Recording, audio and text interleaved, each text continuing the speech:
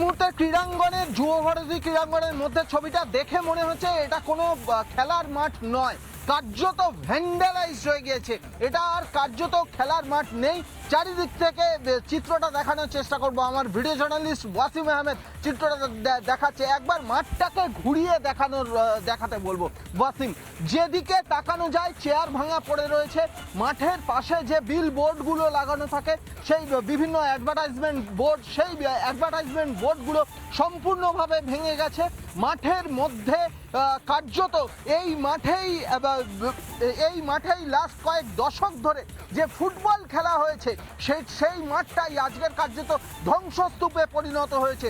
মাঠের চারিদিকে এই জলের বোতল থেকে শুরু করে অ্যাডভার্টাইজমেন্ট যে বোর্ড, মাঠের চেয়ার, এই যে রডের এই অংশটা, এগুলো সাধারণত গোলপোস্টের পেছনে যে নেটটাকে টাঙানোর জন্য ব্যবহার করা হয়, এই রডগুলো সম্পূর্ণভাবে ভেঙে গেছে।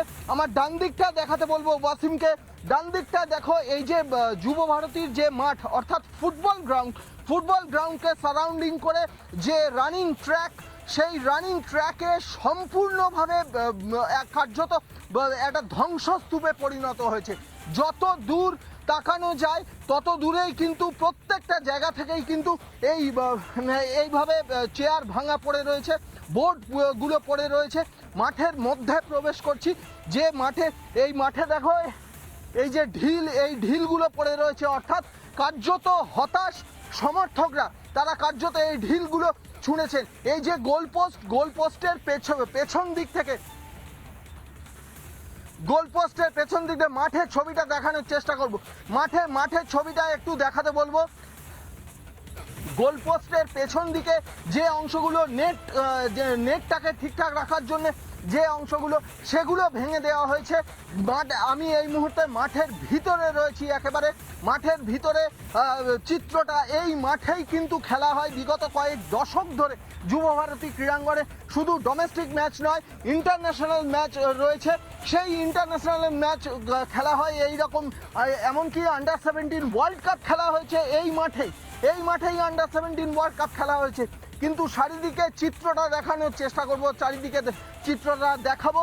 সেই মাঠেই কার্যত আজকে ধ্বংসযজ্ঞ চলেছে। এর দায় কার? স্বাভাবিকভাবেই এর দায় কি এসে পড়ে না আয়োজক থেকে শুরু করে প্রশাসনের? আজকের কয়েক ঘন্টা আগেই ফুটবলের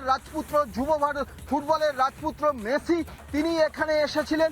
তাকে এক ঝলক দেখার জন্যে, শুধুমাত্র এক পলকে দেখার জন্যে হাজার কিলোমিটার দূর থেকে মানুষ এখানে এসেছিল। ভিভিআইপি বক্স, সেই ভিভিআইপি বক্সের একেবারে পাশের দিকে যে স্ট্যান্ডটি রয়েছে, সেখানে চিত্রটা দেখাচ্ছে ভিডিও জার্নালিস্ট ওয়াসিম। সম্পূর্ণভাবে ভাঙচুর করে দেওয়া হয়েছে। ক্ষিপ্ত দর্শকরা, ক্ষিপ্ত সমর্থকরা, কার্যত হতাশ সমর্থকরা, তারা উপায় না পেয়ে এই কাজ করেছেন। আজকের এই যে পরিস্থিতি, যুব ভারতীর মধ্যেকার এই যে পরিস্থিতি, এই পরিস্থিতির দায় কার? এর আগেও এই যুব ভারতীর এই 2011 সালে মেসি এসেছিলেন, যুব ভারতীতে মেসি এসেছিলেন। এই মাঠেই যুব ভারতীতে মেসি এসেছিলেন, তিনি খেলেছিলেন।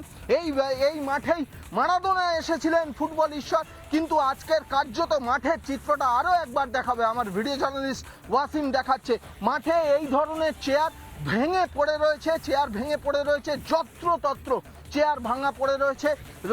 মাঠের একেবারে মাঝখানে যাব, যেখানে সেন্টার সার্কেলে সেখানে একটি বোর্ড পড়ে রয়েছে। সম্পূর্ণভাবে এই যুব ভারতীর মাঠটা আজকে কার্যত একটা ধ্বংসস্তূপে পরিণত হয়েছে। সেন্টার সার্কেল যুব ভারতীর মাঠের এইখান থেকেই বলতে গেলে কিক অফ হয়। সেই জায়গাতে সম্ভবত এই জায়গাটাতে মেসিকে এনে একটা প্রোগ্রাম করার কথা ছিল, কিন্তু সেটা আর হয়নি। এই যে ম্যাটগুলো রয়েছে, সেই ম্যাটগুলো সম্পূর্ণভাবে ছিঁড়ে গেছে। একেবারে অবিন্যস্ত অবস্থা গোটা স্টেডিয়ামটা কার্যত একেবারে ধ্বংসস্তূপে পরিণত হয়েছে।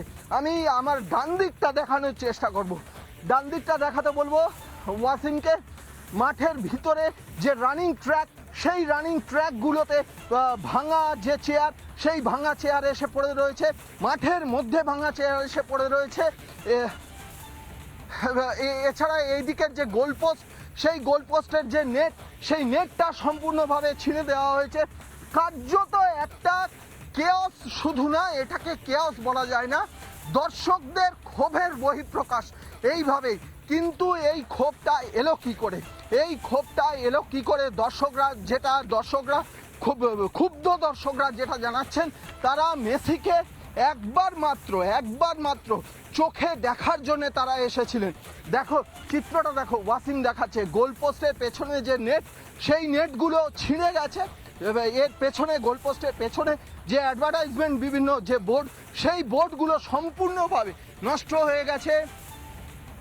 দর্শকরা একবার মাত্র, শুধুমাত্র একটা চোখের পলককে দেখার জন্য, মেসিকে দেখার জন্য এসেছিলেন, কিন্তু তাকে দেখতে পাননি।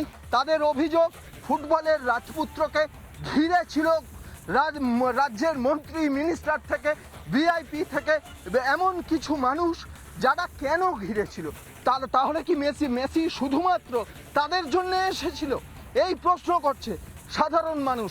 কিন্তু মাঠের চিত্রটা আজকের এই যুব ভারতী, যে যুব ভারতীতে শুধু ডোমেস্টিক ম্যাচ নয়, বড় বড় ম্যাচ হয়েছে, ইন্টারন্যাশনাল ম্যাচ হয়েছে, সেই যুব ভারতী আজকের কার্যত ধ্বংসস্তূপে পরিণত হয়েছে।